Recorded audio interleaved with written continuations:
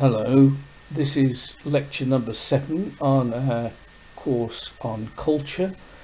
A slightly different title today.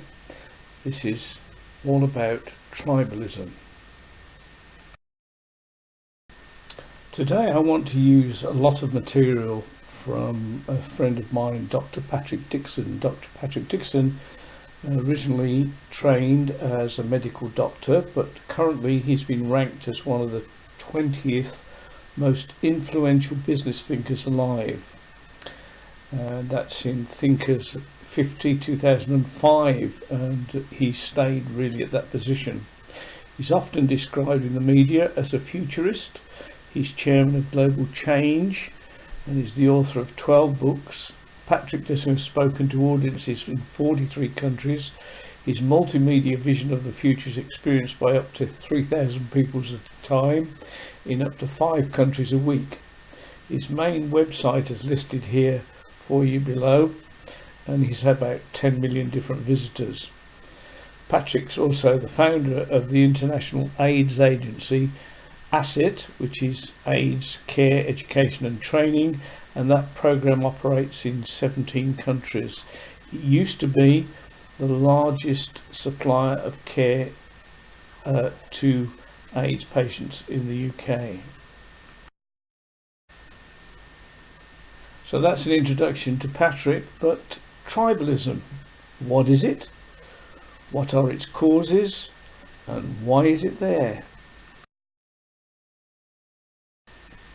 One can see that where there is a breakdown of other things holding together a country or a nation, then there is often a fallback to tribalism.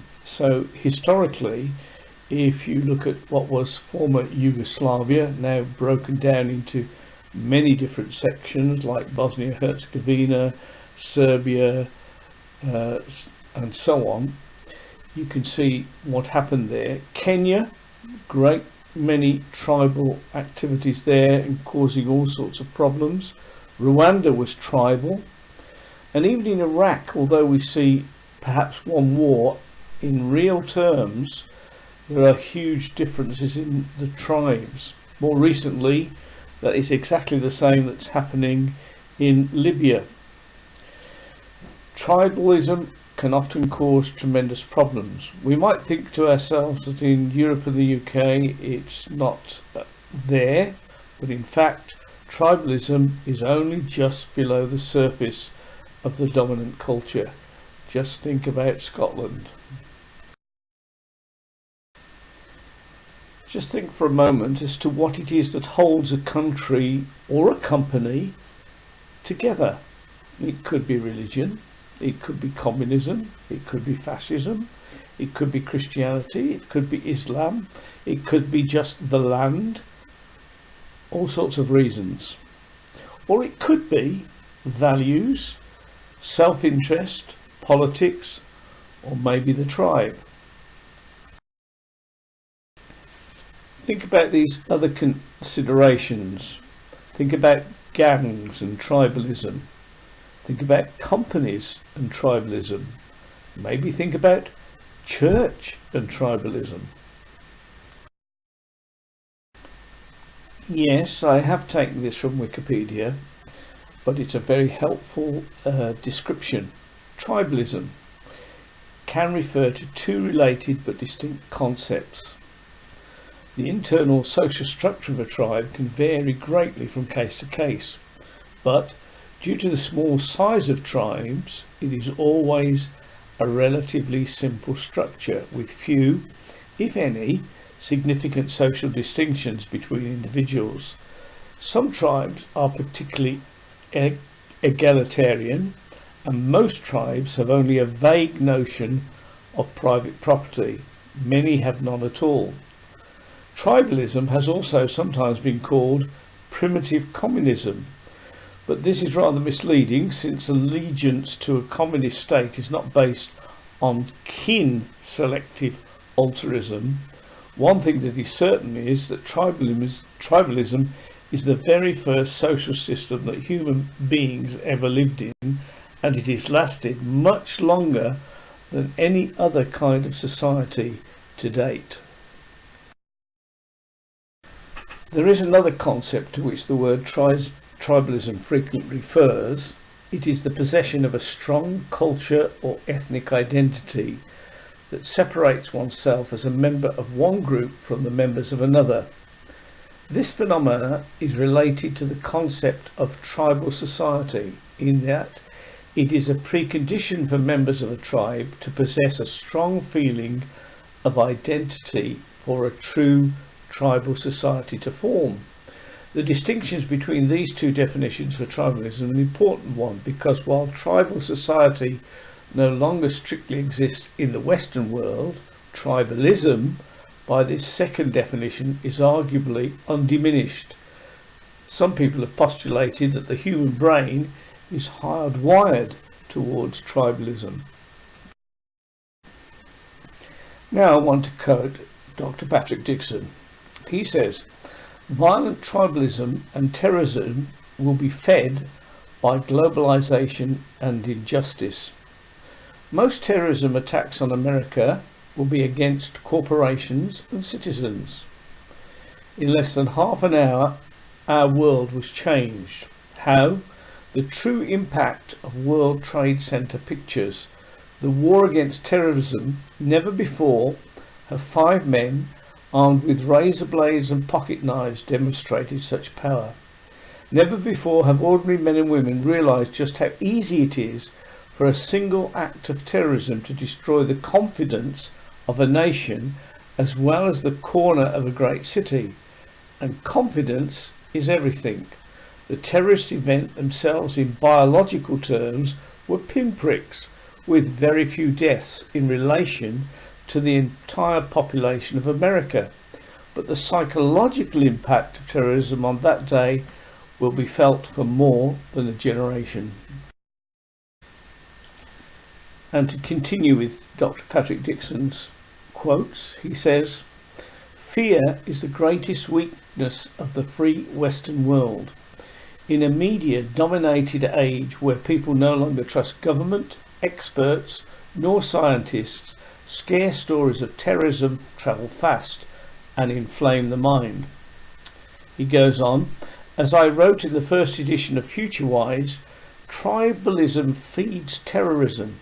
Tribalism is the most powerful force on Earth, more powerful than all the atomic bombs on Earth, the US, Russia, the Chinese army combined.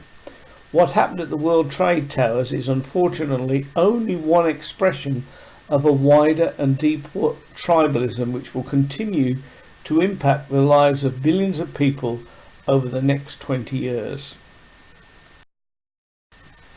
To continue with Patrick's comments, "The roots of terrorism were sown long in the past, and the branches will dominate our future. Tribalism is intimately connected with terrorism. When one mass of people identify only with themselves and their values and see others as lesser beings, then the ground is set for permanent conflict." Later on in this course we're going to talk more thoroughly about values, because it's an important area of culture, morals and values, perhaps we should put it that way. Most wars for the last 20 years have been wars inside nations rather than between them. Wars over culture and ideology, conflicts that affect tribal groups and loyalties rather than national boundaries and identity, where one or both sides often resort to terrorism. Expect that pattern to continue regardless of the response of the US and other countries to make to recent events and the inevitable counter-reactions that are provoked. It is incorrect to say that Islamic fundamentalism is the root of global terrorism threat. The truth is that the forces and causes of terrorism are far more diverse. The fact is that there are hundreds of small groups to large groups today who use random attacks on civilians and commercial targets as a means of getting attention and winning support, they hope.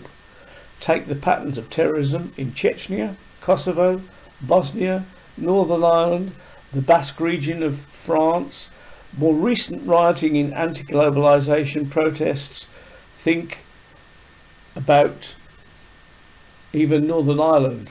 It's just the start. If terrorism thrives on tribalism, then a sense of injustice is what feeds tribalism.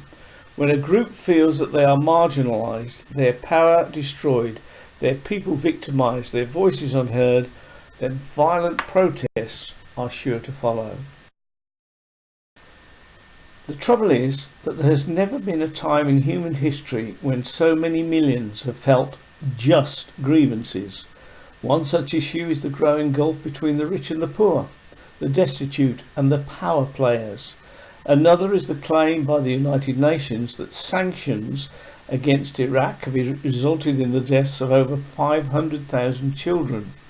Another is the desperate situation of millions of near-starving people in Africa and Asia who see their super-rich global villagers on CNN every day.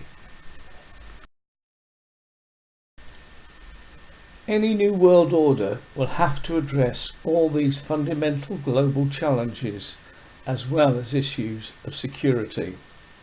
Never has it been more important for the whole of humanity together to agree, how can we build a better kind of world?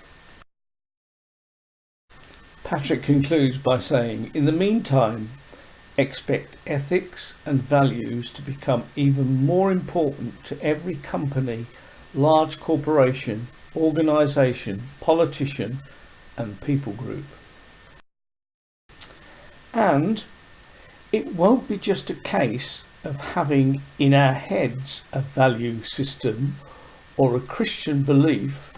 Rather, in the words of Jesus, John chapter 13 verse 17, if you know these things, blessed, unhappy, and to be envied are you, if you practice them, if you act accordingly and really do them.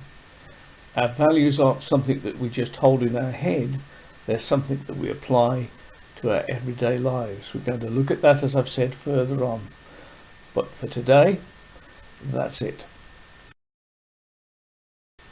And following this slide is the test for this particular lecture number 7. This time, nothing to watch or even to read. All I would like is a 500-word essay on the subject below. And here it is. We're surrounded, even in this current time, by tribalism. What causes tribalism? What is it? When is it good? When is it bad? What can we do to counteract the bad things that tribalism brings? How do we not just believe value, but act value?